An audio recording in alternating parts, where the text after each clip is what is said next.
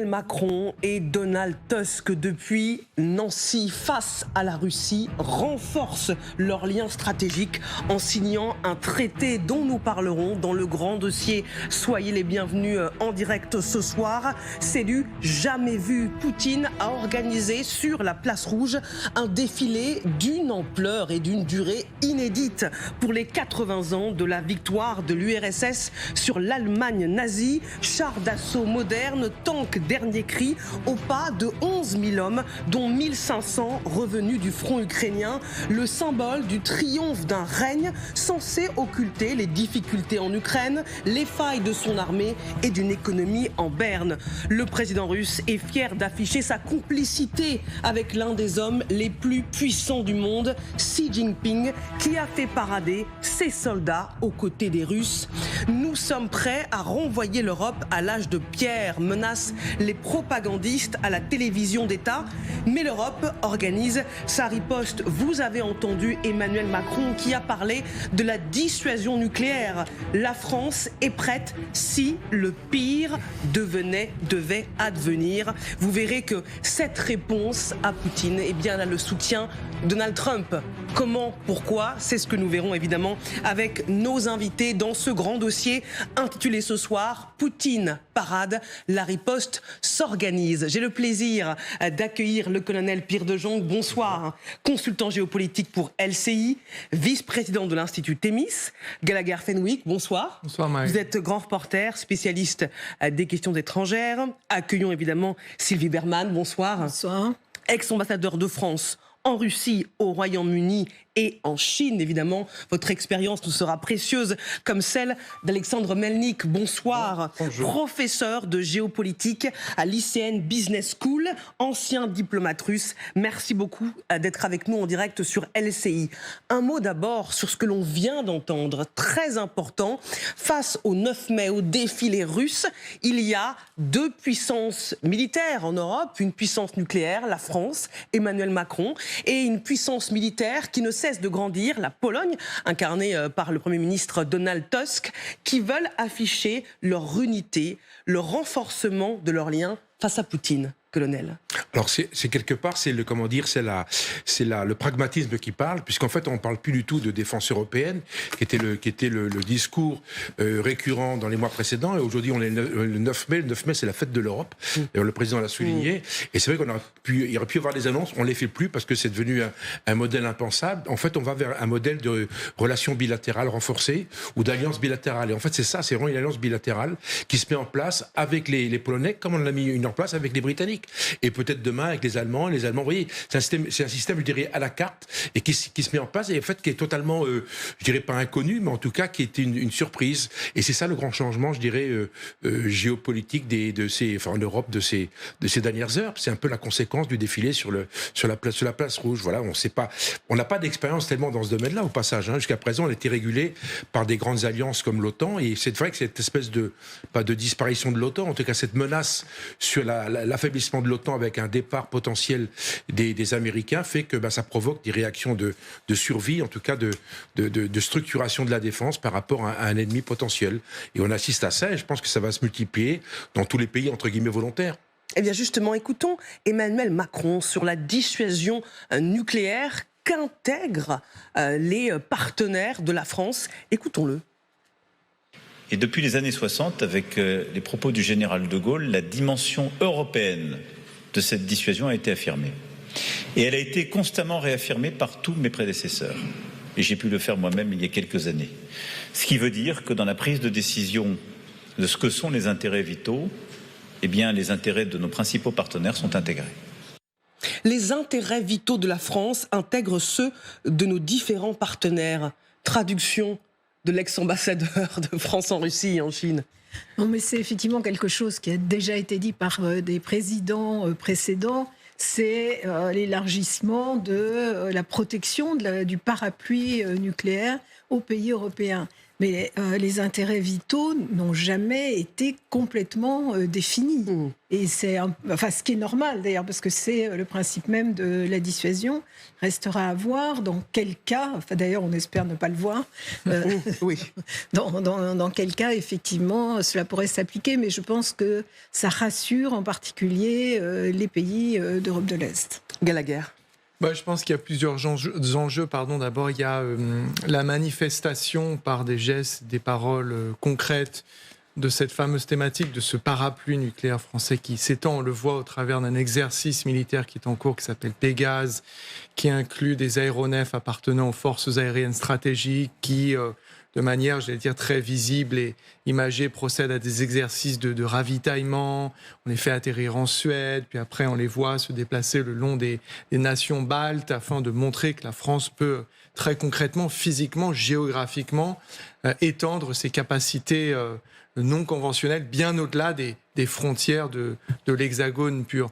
Puis ensuite, il y a cette parole à laquelle vous faites référence, où en l'occurrence, le président reste dans une forme d'ambiguïté qui est l'un des piliers de la dissuasion, mais il y a quelque chose qui est quand même un peu, moins ambigu, plus clarifié venant du président, même si effectivement Madame l'ambassadeur a raison, ça a déjà été dit.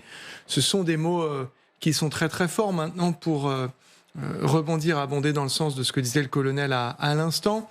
Ça reste pour moi un moment un peu aigre-doux, parce que ça a été rappelé, c'est le 75e anniversaire de la déclaration fondatrice de Robert Schuman depuis la salle de l'horloge au Quai d'Orsay, donc qui pose les bases de notre union, l'Union européenne, en créant cette alliance autour du charbon et de l'acier entre la France et l'Allemagne. Mais c'est un moment là qui est bilatéral. Et donc on sent bien qu'il y a besoin de bilatéralisme en ce moment, parce qu'il a eu cette phrase très très forte quand il a dit « Moscou est une capitale subie, Bruxelles est une capitale choisie ». Oui, mais on n'est pas tous unis dans et autour de Bruxelles. Et sur cette thématique, la dissuasion, on le voit. Les Polonais restent quand même très tournés vers les Américains. Les Polonais, ça amène un autre sujet sur la table, celui de la coalition des volontaires, où pareillement on voit que les velléités et les intentions sont très différentes, que l'on soit à Paris, Rome, sans parler de l'Ouest ou des Baltes. Donc c'est un moment à la fois très très fort. C'est vrai qu'il manquait ce traité bilatéral entre la France et la Pologne, qui est le pendant de ceux que nous avons déjà signés, par exemple avec l'Allemagne, l'Italie ou l'Espagne.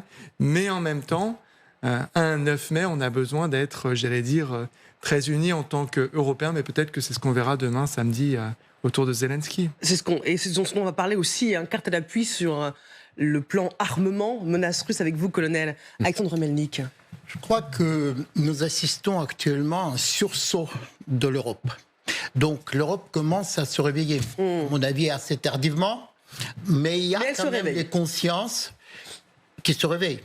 Et donc il y a, comme disait Gallagher, le jour très symbolique, le 9 mai, qui est fêté en Russie comme la victoire dans la grande guerre patriotique, la matrice du narratif du Kremlin. Et de l'autre côté, il y a le jour de l'Europe. Et le jour de l'Europe, ça nous renvoie aux fondamentaux de la reconstruction, je dirais toujours de la renaissance européenne après la Deuxième Guerre mondiale, qui était une sorte de réinitialisation des valeurs initiales de l'Europe, la liberté, la démocratie, la dignité humaine, avec des gens extraordinaires qui étaient déjà cités, Jean Monnet et Schuman, qui justement positionnaient notre continent en se posant au danger, à la menace existentielle. Et cette menace existentielle existe aujourd'hui. Cette menace existentielle a réémergé. Et ce que j'attire votre attention sur cette phrase, parce qu'il y a une sorte de radicalisation de ce qui se passe actuellement, de cette phrase du ministre des Affaires étrangères de la France, Jean-Noël Barrot, qui ces derniers temps dit que le seul obstacle à la paix, c'est Poutine. Donc il y a une sorte de radicalisation, et je dirais presque personnalisation. C'est-à-dire, il ne dit pas la Russie de façon générale, il dit Poutine. Et qui dit Poutine, c'est le régime de Poutine. Et tant que Poutine et le régime de Poutine existent, est-ce qu'on peut parler d'une paix durable ? Je n'en suis pas sûr. Mais en tout cas, ce soir, c'est la riposte franco-polonaise, mais plus largement une riposte européenne face au défilé du 9 mai de Vladimir Poutine. Écoutez le chef de l'État. Le président Poutine est du côté de la guerre, pas du côté de la paix. Les propos belliqueux qu'il a pu réitérer, la réalité de chaque jour nous rappellent cela. Et ceux qui ont pu croire qu'il avait une velléité de paix en sont pour leur compte. Poutine est du côté de la guerre. C'est l'image que nous donne la parade du 9 mai. Poutine voulait que ce soit le défilé le plus puissant que la Russie ait jamais vu pour la fête la plus importante du calendrier patriotique russe. Regardez cette démonstration de force militaire, mais aussi diplomatique. La parade d'une ampleur inédite, sous les yeux d'une vingtaine de dirigeants étrangers qui ont fait le déplacement à Moscou aujourd'hui. Au premier rang, Xi Jinping, qui a fait défiler ses hommes aux côtés des soldats russes. Poutine l'assure, l'ensemble du pays, la société, le peuple soutiennent les participants à ce qu'il appelle l'opération militaire spéciale. La Russie a été et restera le barrage contre le nazisme, la russophobie, l'antisémitisme. Elle combattra ce que font les défenseurs de ces idées destructrices. La vérité et la justice sont de notre côté. L'ensemble du pays, la société, le peuple soutiennent ceux qui participent à l'opération militaire spéciale. Nous sommes fiers de leur courage, de leur résolution, de la force de leur esprit qui nous a toujours apporté la victoire. Poutine est-il en train de narguer l'Occident? Sylvie Berman. Ouais, en tout cas, c'est une démonstration de force évidente avec ceux qui sont non pas ses alliés, mais des soutiens de la Russie, comme bien sûr Xi Jinping, qui est le plus important, et puis également Lula et donc quelques autres. Le problème, c'est cette analogie qui est faite avec la guerre en Ukraine. Parce que le 80e anniversaire de la victoire contre le nazisme peut être bien évidemment célébré, surtout que les soviétiques ont payé le prix du sang à ce moment-là. 5 ans auparavant, d'ailleurs, Poutine avait voulu organiser le 75e anniversaire où il avait invité Trump, Merkel, Macron également. Et ce n'était pas choquant à ce moment-là. Ça le devient bien évidemment aujourd'hui. Et il est sûr de lui, sûr de sa victoire, même si probablement c'est aussi une erreur parce qu'il n'a aucune chance de gagner la guerre contre l'Ukraine. Il gagnera peut-être quelques mètres de territoire, mais rien d'autre. Parmi les images fortes de ce défilé, on va revenir évidemment sur l'alliance Xi-Poutine. Il y a aussi cette image avec les Nord-Coréens. Poutine qui a salué les dirigeants nord-coréens. Regardez, un à un, ça fait partie des alliances militaires que le président russe voulait mettre en avant. Et pendant ce temps, Kim Jong-un, en Corée du Nord, s'est rendu, lui, à l'ambassade russe à Pyongyang pour suivre le défilé et manifester son soutien à la Russie. Est-ce qu'à Moscou, colonel, Poutine met en scène son ordre du monde et ses nouvelles alliances? Alors, indéniablement, c'est son moment. Moi, je me rappelle très bien le 50e anniversaire de la Grande Guerre patriotique. C'était en 95, j'y étais. Les gens étaient totalement différents. Il y avait à l'époque, il y avait Clinton, il y avait Major, il y avait Helmut Kohl. C'était un moment où les gens plaisantaient, etc. Là, c'est pas du tout. Là, on est sur un autre modèle de structuration d'une alliance. D'ailleurs, c'est pas le pendant de l'alliance franco-polonaise, mais on est sur un modèle d'alliance. En fait, c'est le moment de Poutine, très concrètement. Il a quand même les Chinois à côté de lui, il a Lula, donc il a les pays des BRICS autour de lui ou pas très loin, et puis il a les pays du Sud, il a l'Asie centrale, le Vietnam, la Birmanie, toute une série de pays, il y a 30 chefs d'État, plus quelques Européens. Donc en fait, très concrètement, c'est son moment à lui, et il va pas rater l'occasion de le démontrer, d'autant qu'aujourd'hui on lui dit qu'il a une frontière quasiment naturelle, ou une frontière qui se met en place en Ukraine, il sait que s'il la franchit, il va directement au CPI, donc il va rester de ce côté-là. En fait, on assiste à la restructuration l'incarnation d'une nouvelle politique qui est, en fait, c'est le résultat de cette relation incroyable qui se crée entre Moscou et Pékin, qui modifie complètement les rapports de force. Et malheureusement pour nous, c'est compliqué, parce que nous, on était le pendant de ce Sud global, c'était l'Occident collectif, tel que l'appelle Poutine. Le problème, c'est l'Occident collectif, aujourd'hui, il est fragilisé par le fait que son acteur principal, qui sont les Américains, aujourd'hui, on est incertain sur leur présence. Est-ce que c'est la fête anti-Occident de Poutine, avec à côté de lui la Chine, le Brésil, le Kazakhstan, Cuba, l'Arménie, le Vietnam? Et il a presque la moitié de la planète à ses côtés. Non, pas tout à fait, je ne dirais pas ça. Non. Dites-nous pourquoi. Parce que je vais expliquer. S'il y a vraiment un changement de paradigme géopolitique au XXIe siècle, si le monde occidental n'a plus ce que j'appelle le monopole de l'histoire, c'est-à-dire la modernisation, par exemple, ne rime plus avec l'occidentalisation, si la civilisation occidentale recule, ça il faut le reconnaître, mais est-ce qu'il s'agit vraiment du moment Poutine? Est-ce qu'il s'agit vraiment du moment des régimes autoritaires, répressifs, liberticides? Je ne pense pas. Je pense que ces régimes-là, qui donnent l'impression parfois de voir le vent en poupe, comme on dit, eh bien, ils se nourrissent des faiblesses des Occidentaux, de notre faiblesse et de l'absence d'unité qui existe aujourd'hui en Occident. C'est pour ça qu'il faut être extrêmement ferme sur les principes de base qui avaient fondé la civilisation occidentale. Ici, aujourd'hui, le monde n'est plus dominé par l'Occident. Ça ne veut pas dire que ces pôles d'excellence, les nouveaux pôles d'excellence du XXIe siècle, peuvent se passer de l'Occident. Ils sont obligés de coopérer, de collaborer dans notre monde qui est devenu interdépendant. Notre monde qui est devenu, comme vous savez, comme les passagers à bord de la planète Terre, qui est interdépendante. Tout le monde dépend de tout le monde aujourd'hui. Donc, et ces nouveaux pôles d'excellence, les régimes autoritaires, ils dépendent aussi de l'Occident. Mais il faut la renaissance occidentale. Rapidement, Gallagher, avant qu'on retrouve Jérôme Garot en Russie, et je voudrais vous montrer cette autre image qui nous a marqué.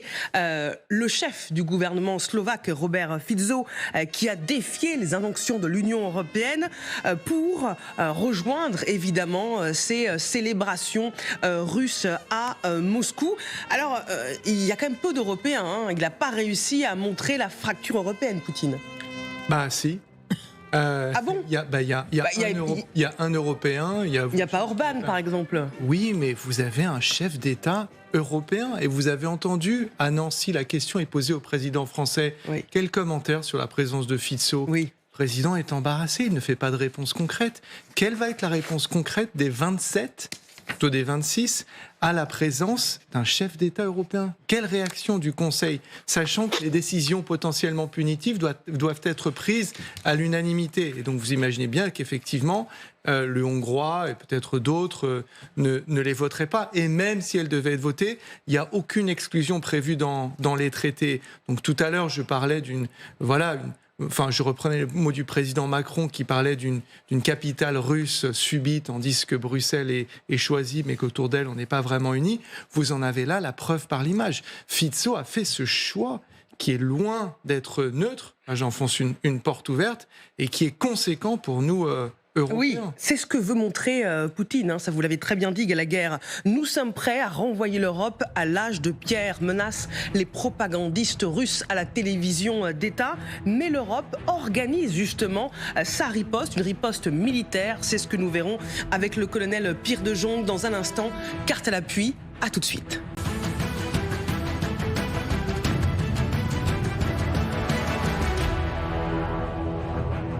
Vous êtes bien devant le grand dossier intitulé ce soir « Poutine parade, la riposte s'organise ».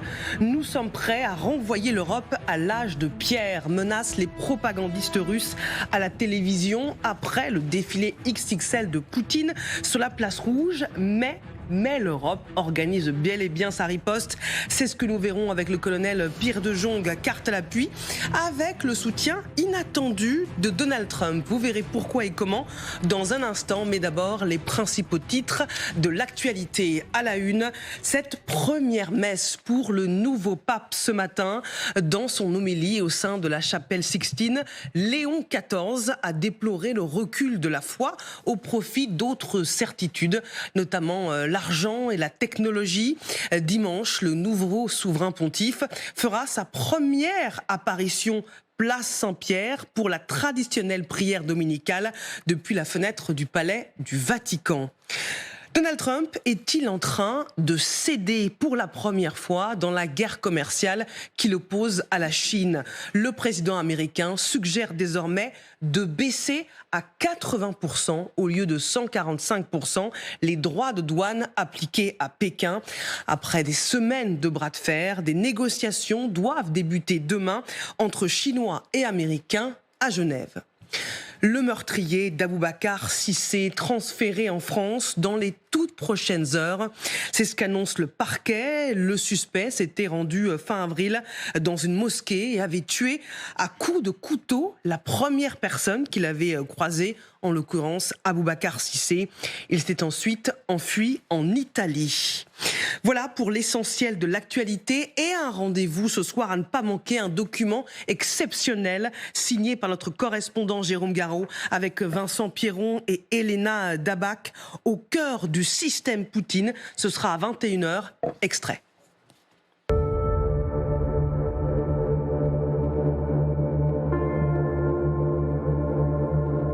La mémoire d'une guerre vieille de 80 ans pour garder mobilisé un peuple.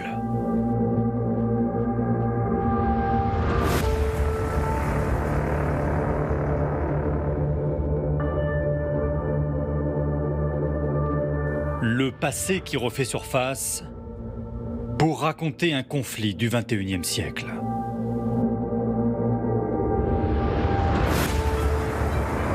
Opération spéciale devenue conflit existentiel. Récit inversé d'une agression de la Russie par les armées de l'OTAN. Quand tu es sur le front, tu ne comprends pas combien d'ennemis attaquent. Mais en venant ici, j'ai réalisé que toute l'Europe se bat contre nous.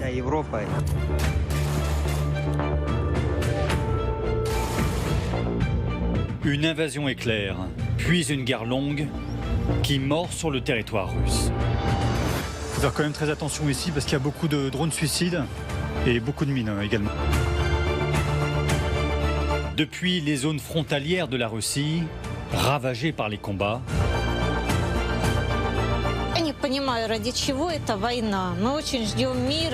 jusqu'aux portes de la Sibérie. Nous avons parcouru ce pays-continent sur des milliers de kilomètres. Interrogé ceux qui partent au front ou en reviennent.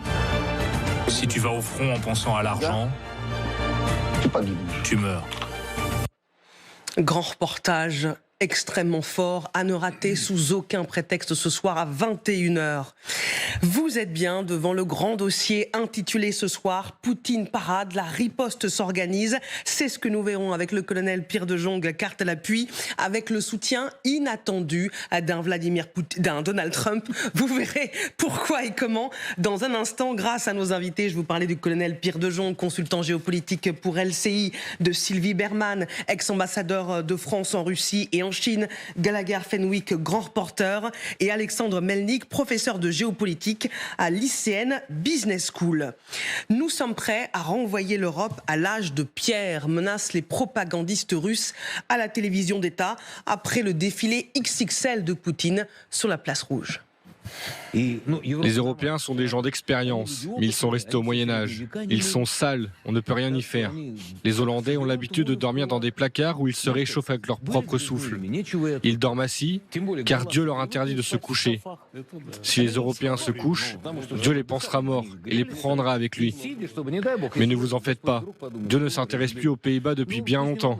Il regarde ailleurs. Et dont l'Europe a revenu au Moyen-Âge, c'est là qu'est sa place. Mais voilà, l'Europe organise sa riposte face à l'impérialisme russe. C'est la fin de 35 ans d'innocence, nous disent aujourd'hui nos confrères de Libération. Et c'est ce que nous allons voir justement avec le colonel Pierre de Jonghe, carte à l'appui, barbelé, poste aux frontières fermées, militaire, l'Europe se barricade et se réarme. On fait d'abord un état des lieux avec cette première carte qui nous montre les 3400 kilomètres de frontières avec la Russie, Finlande, Estonie, Lettonie, Lituanie et la Pologne face à la Biélorussie. La deuxième carte, elle nous montre évidemment ce qui inquiète les États baltes qui sont au premier rang face à la menace russe, les 1500 km de frontières. Et ces 1500 km de frontières, évidemment, elles sont à mettre en lien avec Kaliningrad. Vous le savez, c'est cette enclave russe au sein de l'Union européenne. Et ce passage ultra stratégique, le corridor de Suwałki, qui est l'un des plus gros points sensibles de l'OTAN, parce que face à l'enclave russe au sein de l'Union européenne, c'est cette enclave, on peut dire, otanienne, seul passage à relier les 3 États baltes par voie terrestre aux autres États de l'OTAN et qui pourrait être visé par Moscou. Alors, 2 États européens ont déjà mis un plan d'attaque face à l'invasion russe. On va d'abord vous parler de la Finlande. Vous le voyez, en cas de conflit, les 24 000 soldats de l'armée finlandaise seraient rejoints par 870 000 réservistes. L'automne dernier, la Finlande a annoncé l'installation de 7 bases de l'OTAN à Mikkeli.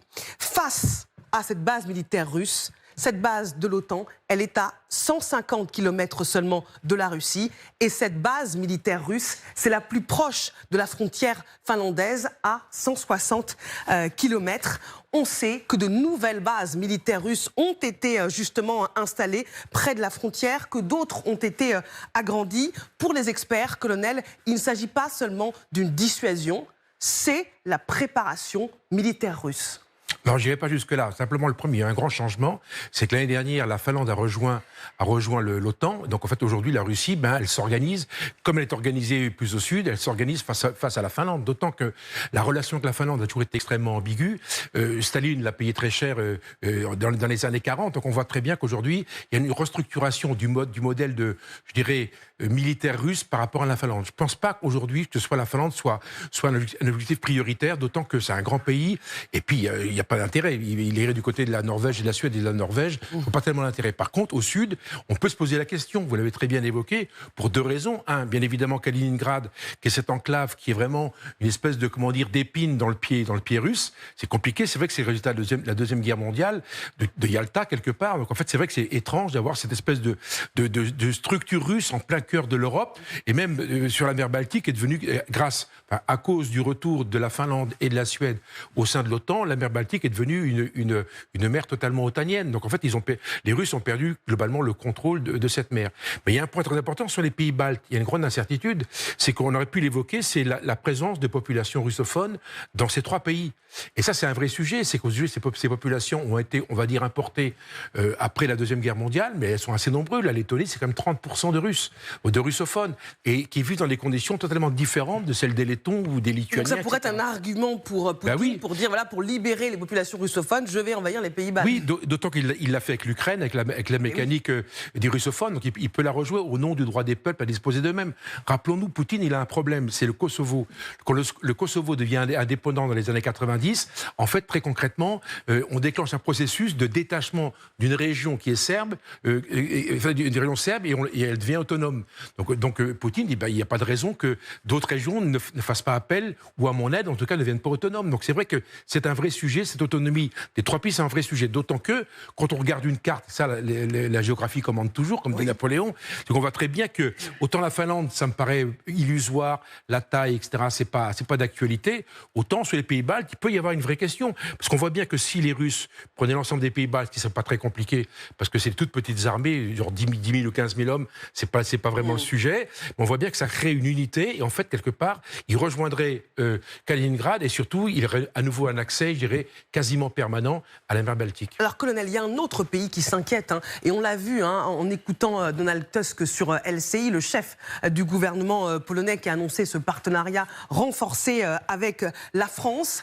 206 km de frontière avec Kaliningrad, l'enclave russe, et 407 km de frontière avec la Biélorussie. Alors, depuis le début de l'année, la Pologne a décidé de mettre 17 000 soldats pour justement sécuriser ces deux frontières, mais ça peut évoluer évidemment, colonel, et monter en puissance. Ben surtout que la Pologne a la provocation, c'est officiel à Varsovie, la Pologne a pour vocation d'être la première armée conventionnelle européenne. Ils sont en première ligne, très concrètement, donc c'est une armée à 17 000 hommes, et les 17 000 soldats, c'est sur la frontière. En fait, c'est une armée à, je dirais, 300-400 000 hommes, oui, au total. Et surtout avec 1500 chars. Les investissements ont été colossaux. Ils ont acheté des blindés à la Corée du Sud. Là, on voit, ça c'est les dents de dragon qui ont été installés à la frontière entre la Pologne et le territoire de Kaliningrad. En fait, c'est pour... Et vous tenez le terrain. En même temps, c'est pas ça qui va arrêter des blindés. Mais au moins, ça matérialise une espèce d'intention forte de se défendre. D'autant qu'avec 1400 chars, ça devient consistant, même si l'emploi du char est devenu aléatoire compte tenu de l'efficacité des drones. Mais c'est vrai qu'aujourd'hui, la Pologne se réaffirme comme une puissance défensive. Parce que rappelons-nous, dans la discussion qui se met en place avec la structure, je dirais, franco-anglaise, d'éventuellement de créer une coalition militaire potentiellement pour renforcer l'Ukraine avec la fameuse force de réassurance, les Polonais ont dit très clairement qu'ils ne participeraient pas à cette force de réassurance au sein de l'Ukraine. Donc c'est une force qui reste strictement défensive et strictement orientée sur leurs propres frontières et pas du tout pour être projetée d'une façon ou d'une autre au sein de l'Ukraine. Alors on poursuit ce débat justement sur l'inquiétude de la Pologne que partage la France qui a évoqué, c'est le cas du chef de l'État, la question de la dissuasion nucléaire que pourraient intégrer les principaux partenaires de la France. Écoutons-le. Et depuis les années 60, avec les propos du général de Gaulle, la dimension européenne de cette dissuasion a été affirmée. Et elle a été constamment réaffirmée par tous mes prédécesseurs. Et j'ai pu le faire moi-même il y a quelques années. Ce qui veut dire que dans la prise de décision de ce que sont les intérêts vitaux, eh bien, les intérêts de nos principaux partenaires sont intégrés. Prise de conscience, Alexandre Melnik, que la guerre est potentiellement à nos portes. La guerre est déjà à l'intérieur de l'Europe. C'est ça qu'il faut comprendre. Donc, c'est-à-dire, il faut évidemment réarmement militaire, mais il faut surtout réarmement des consciences, des esprits. Comprendre que la guerre aujourd'hui est consubstantielle à notre époque. Que la guerre aujourd'hui, c'est la menace existentielle de la part de la Russie par rapport à l'Europe qui a perdu justement cette gravité de l'histoire, qui a perdu la notion de guerre. Il faut sortir de cette insouciance, il faut réarmer notre conscience face à cette guerre.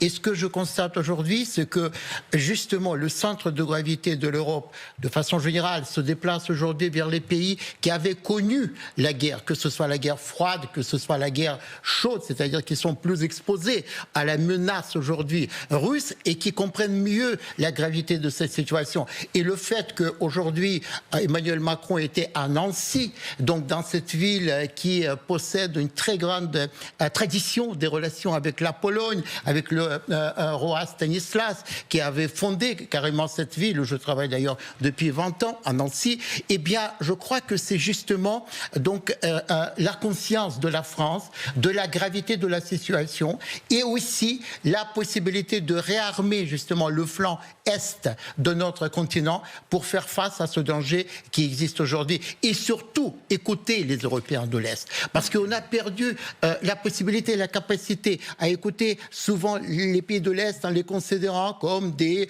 presque parents pauvres qui étaient un peu attardés à cause du communisme, etc. Alors que je me demande si c'est pas les pays de l'Est aujourd'hui portent une partie de la vérité de l'histoire. C'est-à-dire ils disent clairement les choses. Alors que nous, on se noie plutôt dans un verre sémantique de la normalisation des normes, des spécificités juridiquement correctes, etc. Alors que, par exemple, les Polonais, ils vivent ce danger de façon directe au quotidien. Cette conférence de presse entre Donald Tusk et Emmanuel Macron, elle montre justement, comme vous l'avez dit, qu'il y a un réveil. On poursuit cette discussion à l'aune de ce que va nous dire Kadi. Bonsoir, vous nous avez rejoint. Parce que la Russie, elle continue de produire des armes de plus en plus perfectionnées, pas seulement pour l'Ukraine, mais pour l'OTAN. Et si le Kremlin préparait déjà le coup d'après, c'est la question qui se pose en haut lieu, Kadi. Oui, Marie-Aline, la Russie a effectivement accéléré sa production d'armement, notamment via une économie de guerre soutenue par la Chine, par l'Iran, par la Corée du Nord notamment. Un budget militaire qui a dépassé les 6% du PIB, ça on l'a évoqué, et un objectif porter les effectifs militaires à 1,5 million de personnes, donc d'ici 2026. Alors les faits, ils sont très clairs. En 2025, le budget de la défense de la Russie, il a atteint environ 130 milliards de dollars. C'est une augmentation de plus de 38% par rapport à l'année précédente. C'est ce que nous dit le CIPRI, l'Institut international de recherche sur la paix de Stockholm, qui fait référence en la matière. D'ailleurs, Reuters a récemment publié une enquête qui révèle en fait que la Russie a construit tout récemment une importante nouvelle ligne de production d'explosifs, et ça c'est en Sibérie. Dans le Wall Street Journal, on apprend qu'en 2021, avant l'invasion, la Russie a fabriqué une quarantaine de ses principaux chars de combat. Aujourd'hui, elle en produit près de 300 par an. Et nos confrères du Wall Street Journal nous disent qu'un haut responsable militaire finlandais affirme que presque aucun n'est envoyé sur le front en Ukraine. Il resterait sur le sol russe pour une utilisation ultérieure, ce qui a de quoi un peu inquiéter, on peut le dire. À tel point donc que le vice-amiral, regardez Peter Rissink, qui nous dit, qui est directeur des services de renseignement militaire néerlandais, qui n'est pas n'importe qui, nous dit que la Russie produit beaucoup plus d'artillerie, notamment avec l'aide d'autres pays, que ce dont elle a besoin pour la guerre contre l'Ukraine. Il ajoute que le Kremlin ne se contente pas de reconstituer des stocks, mais justement de déplacer ces nouvelles unités d'artillerie près des frontières, notamment près des États baltes. Il y a une autre voix qui porte et qu'il faut aussi entendre, Marie-Aline, c'est celle du général Cavoli. C'est le commandant suprême des forces alliées en Europe, et il nous dit « L'armée russe se reconstitue et se développe à un rythme plus rapide que ce que les analystes avaient anticipé. En réalité, elle est aujourd'hui plus nombreuse qu'au début même de la guerre. » Et là, nous revient en mémoire, je ne sais pas vous, cet avertissement d'Andrei Belousov qui nous disait « Regardez, nous devons être prêts à toute évolution des événements, y compris un éventuel conflit militaire avec l'OTAN en Europe au cours de la prochaine décennie. » Merci pour ce rappel et ces informations, cher Kadi Gallagher. La Russie aussi, elle se prépare à un conflit direct avec l'OTAN. C'est la raison pour laquelle nous n'avons pas d'autre choix que de, en miroir, faire la même chose, c'est-à-dire réindustrialiser, produire en quantité indépendante, oui, et importante. Et c'est le sens de la démarche à laquelle on a assisté aujourd'hui à Nancy entre le polonais et le français. Également, trouver des modes opératoires qui soient non pas concurrents les uns avec les autres, mais complémentaires au sein des structures auxquelles nous appartenons déjà, l'OTAN, l'Europe et d'autres coalitions ad hoc éventuelles.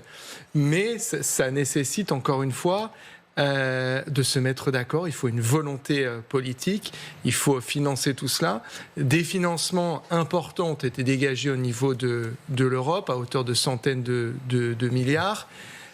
Certains pays, on va peut-être parler de l'Allemagne, lèvent le frein à la dette, donc ce qui permet également d'accroître les défenses et les dépenses.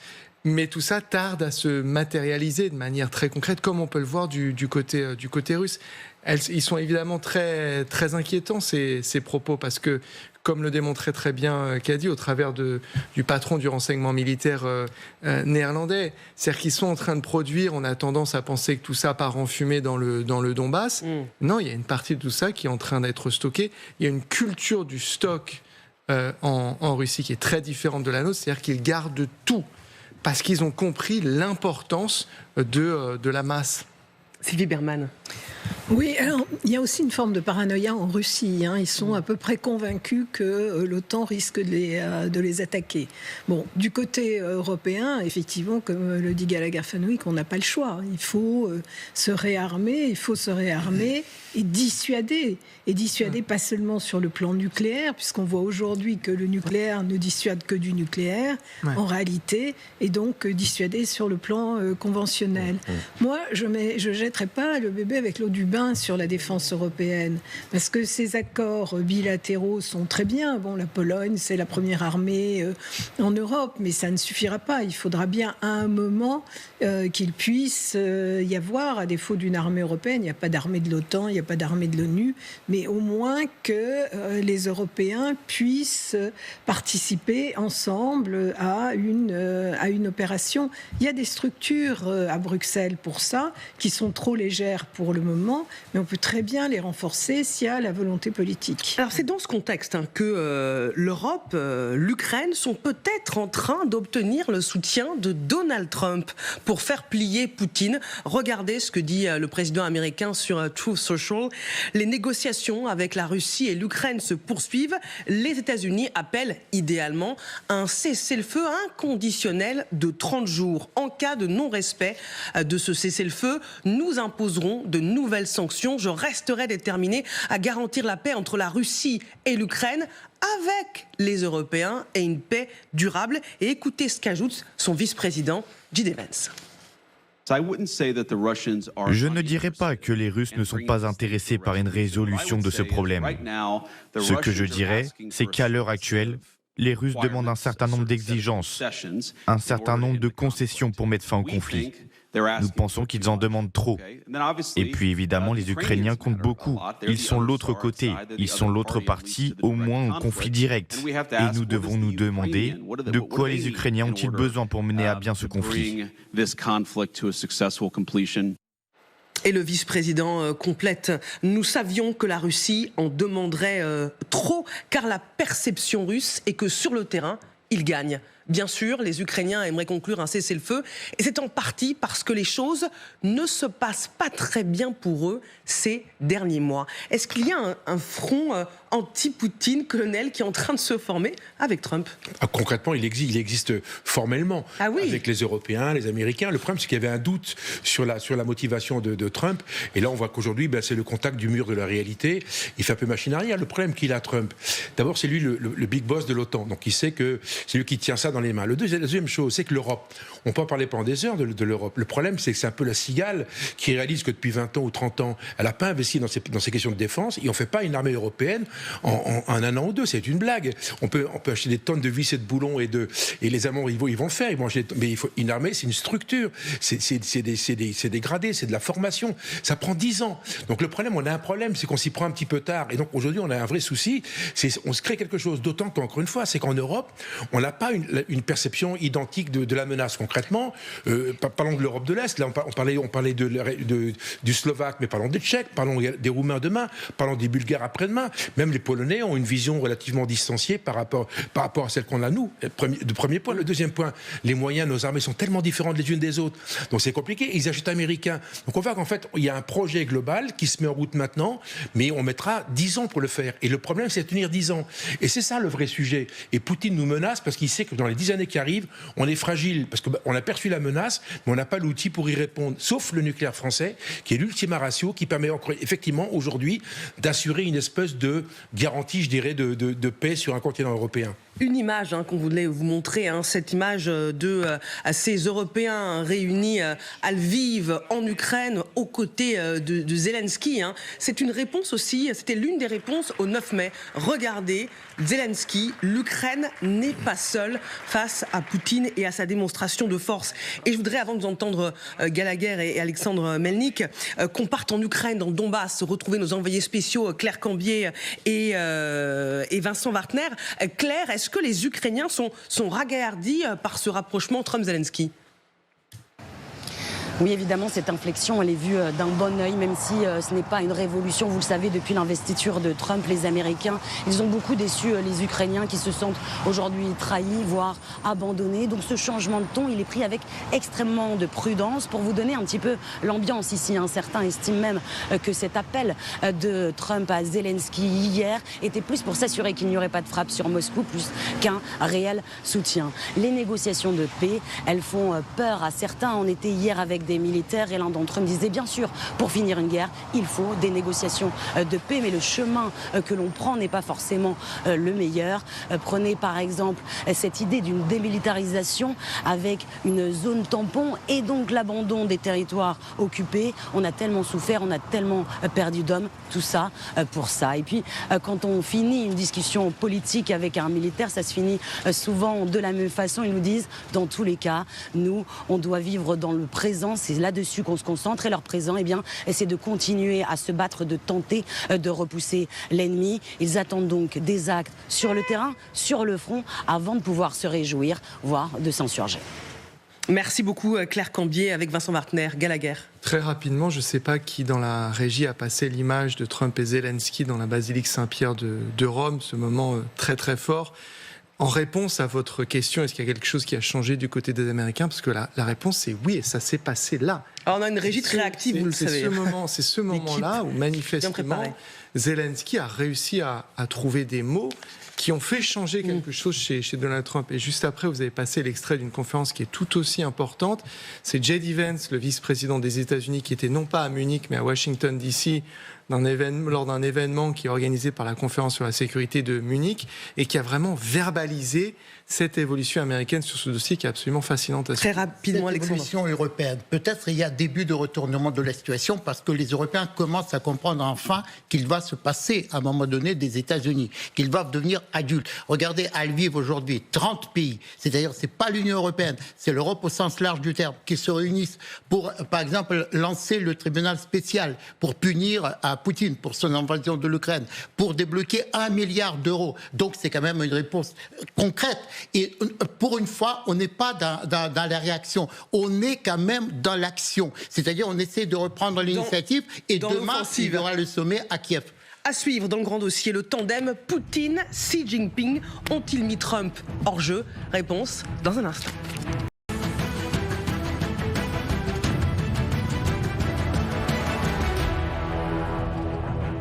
Vous êtes au bon endroit ce soir, devant le grand dossier intitulé « Poutine parade, la riposte s'organise ». Face à l'Occident qui se prépare, le président russe a affiché sa complicité, sa proximité avec l'un des hommes les plus puissants au monde, Xi Jinping, à la tête d'une Chine encensée par le président russe qui affirme qu'ils vont bâtir ensemble un nouvel ordre mondial. Face à une situation géopolitique difficile et à l'incertitude mondiale, le lien entre la Russie et la Chine en matière de politique étrangère constitue le facteur de stabilisation le plus important sur la scène internationale. Nous défendons conjointement la création d'un ordre mondial multipolaire, plus juste et plus démocratique, basé sur le droit international et le rôle central de l'ONU et des affaires mondiales. Xi Jinping, qui était à ses côtés, a lui aussi un peu plus tôt dénoncé le harcèlement hégémonique de l'Occident. Aujourd'hui, face à la tendance internationale à l'unilatéralisme et à un comportement de harcèlement hégémonique, la Chine travaillera avec la Russie pour assumer les responsabilités spéciales des grandes puissances mondiales et des membres permanents du Conseil de sécurité, pour se dresser courageusement, pour promouvoir conjointement une vision correcte de l'histoire de la Seconde Guerre mondiale et pour maintenir l'autorité et le statut des Nations Unies. Poutine et Xi sont-ils en train de mettre Trump hors jeu ? Non, mais en tout cas, on assiste à la structuration de quelque chose dans lequel Trump pensait être le troisième larron. En fait, il ne l'est pas du tout. Oui. Donc, ça s'est structuré entre les Chinois et les Russes. Et ça, c'est un changement énorme. Ça, c'est à mettre à l'actif de Poutine.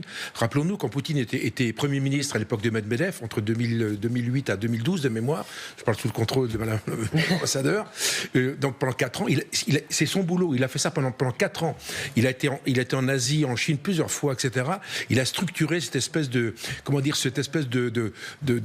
stratégie euro-asiatique qui met en œuvre. Et donc aujourd'hui, en fait, depuis aujourd'hui le 9 mai, avec cette visite de Xi Jinping à Moscou, on assiste à la structuration de cette alliance de fait. On met avec les Coréens, etc. Donc qu'est-ce qui se passe très concrètement?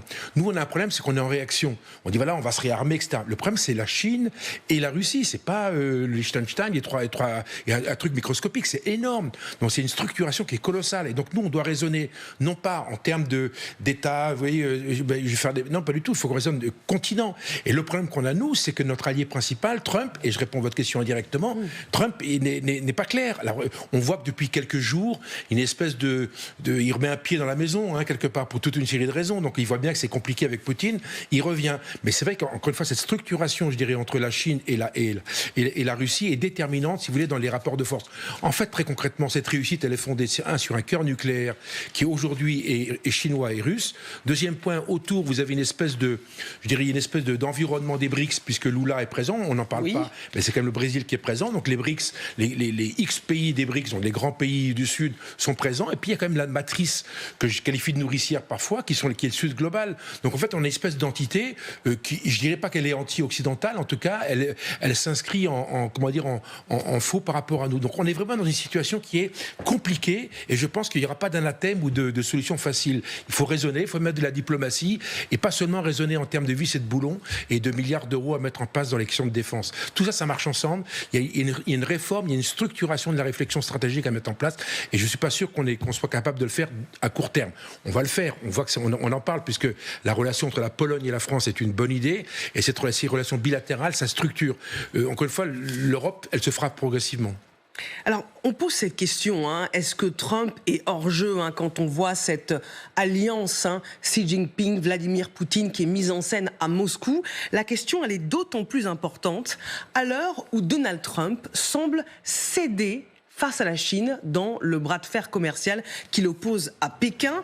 Le président suggère de baisser à 80% au lieu de 145% les droits de douane appliqués à Pékin. Vous avez vu à Genève Scott Bessent qui arrive pour les négociations qui doivent débuter demain entre Chinois et Américains justement à Genève. Regardez ce que Donald Trump dit, 80% de droits de douane sur la Chine semble le bon niveau. Est-ce la preuve qu'il a finalement plié face à la Chine ? C'est surtout la preuve qu'il navigue à vue. J'ai vu passer ce message, je crois, qui est daté de 7h26 du matin de Washington DC. Donc ça sent le message au lever du lit et un chiffre décidé un peu au doigt mouillé. La suite je vais choisir d'en rire, mais de ce message est plus drôle encore, puisque c'est à Scott de décider. Donc le président suggère 80%. Il faudra qu'on m'explique d'un point de vue mathématique et économique à quelle logique ça correspond, pourquoi pas 75 ou 82 ou 90, mais bref. Donc oui, effectivement, il y a une baisse de l'ambition, on va dire, tarifaire face à un rapport de force qui doit nous inspirer, parce que cette méthode-là, au final, elle fonctionne.